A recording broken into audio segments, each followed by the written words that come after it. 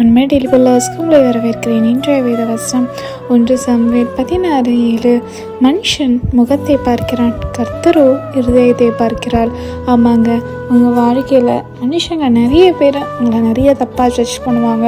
உங்களை பார்த்த உடனே உங்களை பற்றி எதுவுமே தெரியாமல் இவங்களாம் ரொம்ப திமிர் பிடிச்சவங்க போல், மூஞ்ச பார்த்தாலே தெரியுது இவங்க இப்படிப்பட்டவங்க போல், இவங்க தான் எல்லாரையும் கண்ட்ரோல் பண்ணுறாங்க போல் அப்படின்னு சொல்லிட்டு அது தப்பான சில காரியங்கள்லாம் பண்ணுவாங்க. நீங்கள் தப்பே பண்ணலாலும் நீங்கள் தான் பண்ணீங்க, இவங்க தான் ஏதாவது பேசியிருப்பாங்க, இவங்க தான் இந்த மாதிரி சண்டை முட்டி விடுவாங்க அப்படின்னு சொல்லிட்டு தப்பான நிறைய காரியத்தை அவங்க மேலே சொல்லுவாங்க.